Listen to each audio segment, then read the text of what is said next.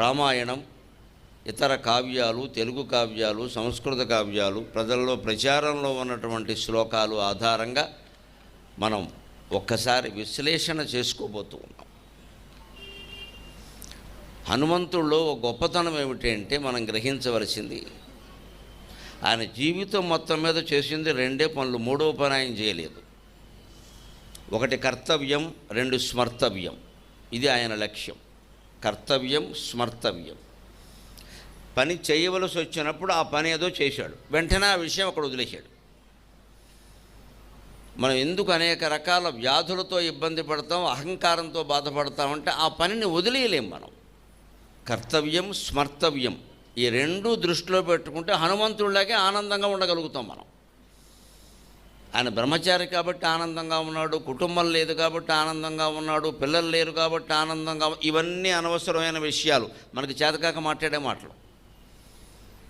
కుటుంబం ఉన్నవాళ్ళు కూడా 16,000 మంది భార్యలను చేసుకున్న శ్రీకృష్ణుడు ఎప్పుడూ ఆనందంగానే ఉన్నాడు. ఆనందం అంటే ఆయనే. మనం ఎందుకు ఒక్క సంసారాన్ని ఏడవలేక ఏడుస్తూ కూర్చున్నాం ఇక్కడ ప్రతిరోజు? పోనీ సంసారం లేని వాళ్ళు ఏమైనా సుఖంగా ఉన్నారా? ఎల్కేజీ కుర్రాడు దగ్గర నుంచి 90 ఏళ్ల ముసలాడు వరకు ఎవడూ సుఖంగా లేడు ప్రపంచంలో. అందరూ ఆందోళనే, ఎవడు గొడవ వాడిది. వీడికి హోంవర్క్ టెన్షన్ అయితే వాడికి శ్మశానం టెన్షన్, ఏదైనా టెన్షనే. 90 ఏళ్ళు దాటిన వాడికి కూడా పోవడం ఇష్టం ఉండదు. ఇంకా ఆయుష్ హోమం చేసుకుంటే ఇంకో 10 ఏళ్ళు ఏం చేస్తావు ఇక్కడ ఉండి? ఇది ప్రాథమిక ప్రశ్న. 90 ఏళ్ళు బతికావు పెద్ద మనిషి, ఇంకా ఆయుష్ హోమం చేసి ఏం చేస్తావు? ఇంకాస్త నెయ్యి దండగా. సంతృప్తి ఉండదండి జీవితం పట్ల. ఆంజనేయుడి నుంచి మొట్టమొదటగా నేర్చుకోవలసింది అదే. మనం కర్తవ్యం అది చేయవలసి వచ్చినప్పుడే చేసేవాడు, తనంత తాను పూసుకోలేదు, పూనుకోలేదు. దేశంలో అన్ని అన్యాయాలు సరిచేస్తానంటూ జెండా పట్టుకు బయలుదేరలేదు ఆయన. ధర్మం ఎప్పుడు ప్రచారం వల్ల నిలబడదు, దయచేసి అందరూ గుర్తుపెట్టుకోండి. ధర్మం ప్రచారం వల్ల నిలబడదు, ఆచరణ వల్ల నిలబడుతుంది. ఆచరణ వల్ల నిలబడదు. మనమందరం ఇవాళ జెండాలు పట్టుకుని ఊరేగడానికి సిద్ధంగా ఉన్నాం. మన ఇంట్లో ఏం జరుగుతుందో కనుక్కోం. బాత్రూంలో కుళాయి పాడైపోతుందో 10 రోజులు అయినా ఎవడూ బాగు చేయించడు. ఎవడో గెస్ట్ వచ్చి మనకి చెప్పాలి. ఇక్కడ నువ్వు బాత్రూంలో కుళాయి బాగు చేయించుకోలేని వాడు భాగవతం చదవడం అనవసరం. ముందు ఆ పని చూడు. ఇంటి పనులన్నీ అశ్రద్ధ, ఒంటి పనులు అంతకంటే అశ్రద్ధ. పైన ఏదో పూసేసుకుంటే అయిపోయాయి డెకరేషన్, లోపల ఎంత కూలిపోయినా పర్వాలేదు. మన ఇంటి పని, మన ఒంటి పని రెండూ మర్చిపోయి లోకాన్ని ఉద్ధరిస్తామండి మనం. ఆంజనేయుడు ముందు తన శరీర బలం చూసుకున్నాడు. అవసరమైనప్పుడు నేను సముద్రం దూకాలంటే ఎంత బలం ఉండాలో నిర్ణయించుకున్నాడు. అంత బలము సంపాదించుకున్నాడు. దాన్ని అవసరమైనప్పుడే వినియోగించాడు. కర్తవ్యం అన్నప్పుడే లేచాడు, లేవలేదు ఆయన. అది కూడా జాంబవంతుడు వచ్చి చెప్పాక లేచాడు. ఇంత బలం పెట్టుకుని, ఇంత బుద్ధి పెట్టుకుని, ఇంత తేజస్సు పెట్టుకుని, ఇంత సత్వం పెట్టుకుని అలా కూర్చుంటావేమిటయ్యా, దాచుకుంటే అలాగా నువ్వు లేవయ్యా అంటే లేచాడు. అది ఆంజనేయుని యొక్క గొప్పతనం. జాంబవంతుడు వచ్చి స్వయంగా విడిగా కూర్చున్న హనుమంతుడిని, నువ్వు తగినవాడివయ్యా, నువ్వెందుకు ముందుకు రావు? మిగిలిన కోతులన్నీ గంతులేస్తున్నాయి ఇక్కడ, ఇవి తగినవి కాదు. ఒకడు 10 మేళ్ళు పెడతానంటాడు, ఒకడు 20 మేళ్ళు పెడతానంటాడు, ఒకడు 100 మేళ్ళు పెడతానంటాడు, ఇంకోటి నేను లంక కడతాను కానీ అక్కడ ఉండిపోతాను. ఉండి ఏం చేస్తావు? టీ కొట్టు పెట్టుకుంటావా?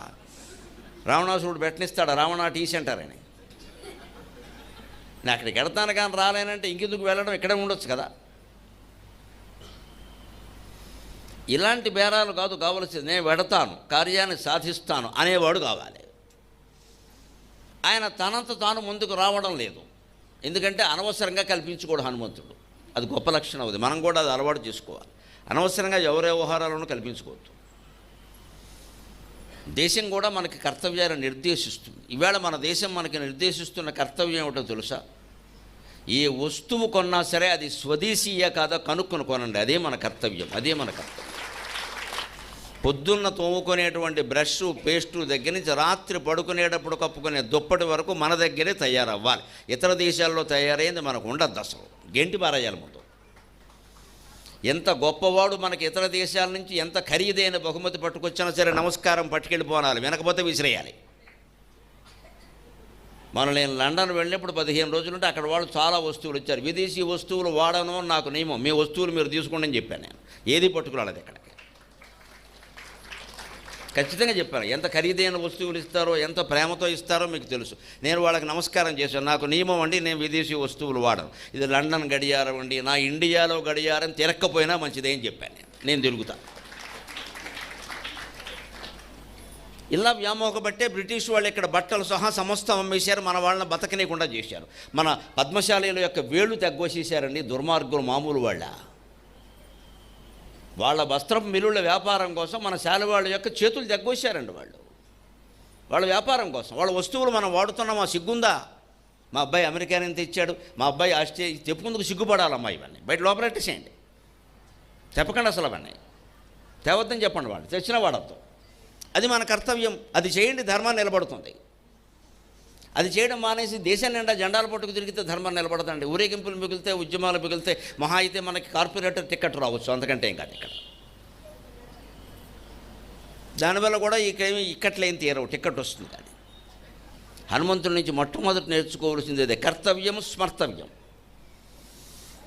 పెద్దలు నిర్దేశించినప్పుడు ఆయన కర్తవ్యం ఏదో ఆయన చేశాడు. మిగిలిన సమయం అంతా స్మర్తవ్యం, రామ్ రామ్ రామ్ రామ్ జపం చేసుకుంటూ కూర్చున్నాడు. మనము ఇంట బయట అంతే చేయాలి. కార్యాలయంలో పనిచేస్తున్నా సరే, పనిచేసినంతసేపు పని మీదే ఉండాలి దృష్టి. అదే హనుమంతుని యొక్క లక్షణం. హనుమంతుడు ఊరికే తమలపాకులను ఎత్తి మీద లక్ష్య వేసేస్తే హనుమంతుడు సంతోషించడు. నువ్వు ఇంట బయట, ఆఫీసులోనూ, కార్యాలయంలోనూ, భార్యాలయంలోనూ కూడా నీ పనులేవో నువ్వు సక్రమంగా చేస్తే హనుమంతుడు నిన్ను ఆశీర్వదిస్తాడు ఖచ్చితంగా. నాకు మళ్ళీ ఉన్నావురా నువ్వు, ఇంకా నేను బ్రహ్మచారి, నాకు ఏ గొడవ లేదు, నాకు బాత్రూములు కొళాయిలు బాగు చేయడాలు ఏముండవు, నీకు అవన్నీ ఉన్నాయి, భార్య పిల్లలు ఉన్నారు, ఎంత బాగా చేసుకుంటున్నావు ఓపిగ్గా అని ఆశీర్వదిస్తాడమ్మా. దేవతలకు కావాల్సింది ఏమిటంటే వాళ్ళు చేసినట్టు చెయ్యడం, వాళ్ళు చెప్పినట్టు చెయ్యడం, వాళ్ళు చేసినట్టు చేయడం. వాళ్ళకి దండాలు వేయడం కాదండి. దేవతలకు దండాలకి సంతోషించరమ్మా వాళ్ళకి అక్కర్లేదు బోడు దండాలు. వాళ్ళకి 3 మంది ఉన్నారు అక్కడ. దేవతలు సైతం దండాలు పెట్టేటువంటి మనిషి హనుమంతుడు, రామచంద్రమూర్తి. శ్రీరామ అక్కడ ఉంది కదా, శ్రీరామ రామ రామయతి. శివుడు ధ్యానం చేస్తుంటే అమ్మవారు అడిగిందిట, నువ్వే దేవుడు కదా, నువ్వెవరిని ధ్యానం చేస్తావంటే, దేవుళ్ళ కంటే గొప్పవాడైన మానవుణ్ణి నేను ధ్యానం చేస్తున్నాను అని చెప్పాడు ఆయన. అది భారతీయ సంస్కృతి. That is Indian culture. దేవదేవుడు, ఆదిదేవుడు, మహాదేవుడైన పరమేశ్వరుడు కైలాసంలో కూర్చొని ధ్యానం చేస్తుంటే పార్వతీదేవి, ఎవరిని ధ్యానం చేస్తున్నావయ్యా, నాకు ఊరికే సరదాగా అడుగుతున్నాను, ఆసక్తి కొద్ది అంటే, ఒక మానవుణ్ణి ధ్యానం చేస్తున్నాను నేను. పార్వతి, నీకేం తెలుసు, దేవతలం మనం కామరూపులం, కామగమనం కలిగిన వాళ్ళం. అణిమ మహిమ గరిమ లఘిమ ప్రాప్తి ప్రాకామ్యం ఈశత్వం వశిత్వం ఇవన్నీ అష్టసిద్ధులు మన చేతుల్లో ఉంటాయి. ఏదైనా చెయ్యగలం. మానవులకి ఏమీ లేవు కదా. ట్రాఫిక్ జామ్ వస్తే చచ్చినట్టు 2 గంటలు అందులో ఏడవలసిందే కదా. అటువంటి మానవ జాతిలో బట్టి తన శక్తి కొలది ధర్మాన్ని నిలబడడానికి ప్రయత్నం చేసి, ఇంట్లో తగాదా వస్తే మీరే తీసుకోండి రాజ్యాన్ని వదిలేసి వనవాసం చేసి అక్కడ కూడా రాక్షస సంహారం చేసినటువంటి రామచంద్రమూర్తి మానవుడా దేవుడా నువ్వే చెప్పు అన్నాడు అమ్మవారిని. అప్పటి నుంచి పార్వతీదేవి కూడా రామభక్తురాలయ్యింది. ఆవిడ కూడా రామభక్తురాలయ్యింది. అందుకే శ్రీరామో లలితాదేవి శ్రీకృష్ణ శ్యామలా స్వయం అంటారు తంత్రశాస్త్రంలో. శ్రీరాముడు ఎవరంటే లలితాదేవి యొక్క స్వరూపం, శ్రీకృష్ణుడు ఎవరంటే శ్యామలాదేవి యొక్క స్వరూపం. అందుకే వాళ్ళిద్దరూ చాలా అందంగా ఉంటారు. స్త్రీ స్వరూపం కాబట్టి అందంగా ఉంటారు. అందం అంటే స్త్రీయే కదా. వాళ్ళు స్త్రీ అంశతో పుట్టారు. వాళ్ళు లలితాదేవి యొక్క అంశతో రామచంద్రమూర్తి పుట్టాడు, శ్యామలాదేవి యొక్క అంశతో శ్రీకృష్ణ భగవానుడు పుట్టాడు. అందుకే వాళ్ళు పుంసామోహన రూపాయ పుణ్యశ్లోకాయ మంగళం. అంటే హనుమంతుడి నుంచి మనం సారాంశ రూపకంగా నేర్చుకోవాల్సిన ముందే తెలుసుకుని కథా ప్రవేశించేద్దాం. కర్తవ్యం స్మర్తవ్యం, ఈ 2 విషయాలు దయచేసి గుర్తుపెట్టుకోండి. పని చేసే ముందు ఇది నా కర్తవ్యమా, అనవసరంగా వేలెట్టి కెలుకుతున్నానా అంటే సగం పనులు ఆగిపోతాయి. ఏదైనా మాట మాట్లాడాలనిపిస్తే వెంటనే మాట్లాడకండి దయచేసి. 3 ప్రశ్నలు వేసుకోండి. ఆగండి, ఒక 1/2 నిమిషం ఆగి మాట్లాడితే వచ్చేది ఏం లేదు. తొందరగా మాట్లాడితేనే ప్రమాదం, కొంపలు అంటుకుంటాయి. మాట్లాడాలని ఎదుటి వాళ్ళు ఏదో చెప్తారండి. మనకు సాధారణంగా జరిగేది ఏమిటో తెలుసా, ఇళ్లలో ఇంటికి వచ్చిన పెద్ద మనిషి ఎవరైనా మొన్న లండన్లో ఇలా జరిగింది అని అనుకో, వెంటనే ఈ పెద్ద మనిషి చూరుకోండి, నేను ఆస్ట్రేలియా వెళ్ళినప్పుడు నేను ఎవడు చెప్పాను ఇక్కడ అంటే, ఆయన ఒకటి చెప్తే మనం కూడా చెప్పాలండి. భార్యాభర్తల మధ్యలో కూడా ఇదే పోటీ. ఈయన ఏదైనా చెబితే ఆవిడోడు చెప్తుంది. ఆవిడ ఈ జన్మకు తెమలవి కబుర్లు. మొత్తం మీద నువ్వు చెప్పిందే నేను వినాలా, నేను చెప్పింది నువ్వు విను, అంతే. అహం వచ్చేసింది ఇక్కడ. ఇంకా కబుర్లన్నీ అసహ్యంగా ఉంటాయి. ప్రతిదానికి మనం సమాధానం చెప్పక్కల్లా. వారు ఓ విషయం చెబితే నాకు కల్లో ఒక పాము వచ్చింది అందుకని నాకు కల్లో ఒక పరమేశ్వరు అని చెప్పక్కల్లా. ఏమి రావు, ఆయనకు పాము రాలేదు, నీకు ఎవరు రాలేదు. నాకు కల్లో ఒక ఇంత పొడుగు పాము అంటే ఆయనకు వచ్చిన పాము కంటే మన పాము పెద్దదై ఉండాలి, అప్పుడు మన కళ గొప్పదై ఉంటుంది. మనం చెప్పేవాళ్ళం కూడా ఈ ఈగో ఈ అధవ ఈగోయే జీవితాన్ని నాశనం చేస్తుంది. నోరు మూసుకొని వినలేవా? చెబుతుంటే అవతలవాడు చెప్పేది.